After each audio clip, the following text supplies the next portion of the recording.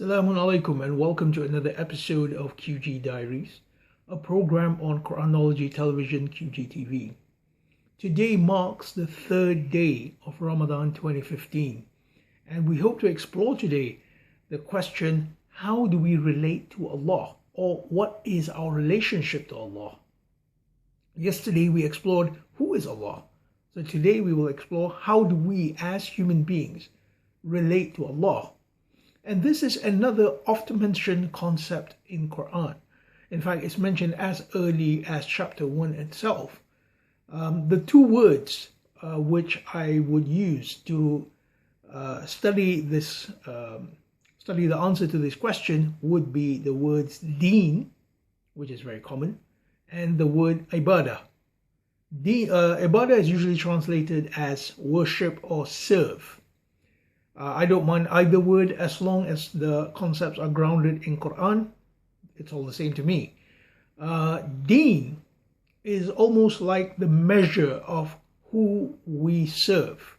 So if our deen is a pure deen, like the deen of Ibrahim, Dini Hanifa, as the word as it is used in Quran, it's usually translated as fully inclined deen to Allah.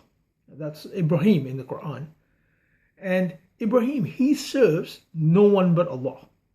So we aspire to that level of deen.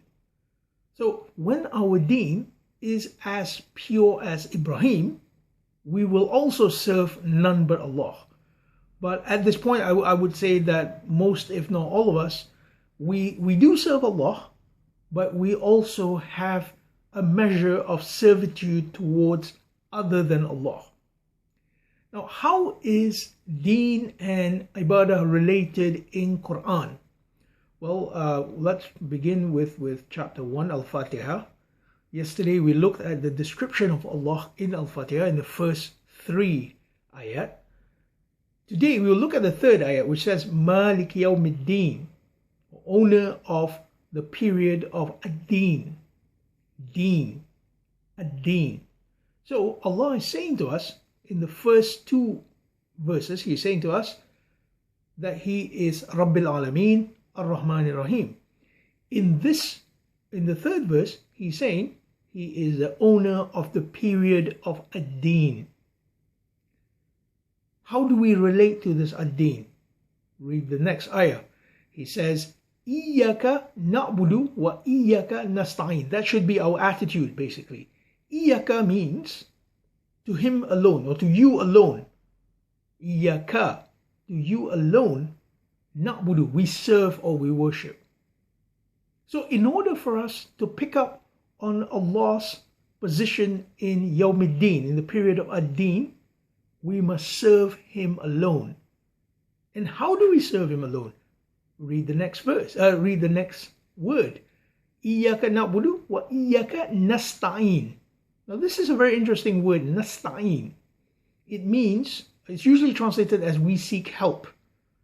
But I don't believe in that translation, because the word nasta'in comes from the word ista'ana, which means to reach a peak of something, to be at an optimum performance of something. And this word is actually used in Quran itself in the passage related to the female cow, which is in chapter 2 verses 67 to 71. And the word is awan, or neither old nor young. So you reach a peak of something. And we are saying to Allah that we serve you and we seek awan from you. We ista'ana from you. So when we serve Allah, we are bringing our human experience to that peak. And that is the goal, really. Serving Allah is not some kind of a self-immolating kind of experience. It's nothing like that. It's actually self-actualization. And when we engage in this self-actualization, in fact, we are serving Allah. And how do we know this? The next ayah tells us, Ihdina Siratal Mustaqim. Tomorrow, inshallah, we will look at Siratal Mustaqim. So that is our exposition for today, Ramadan Day 3. Hopefully we will see each other tomorrow.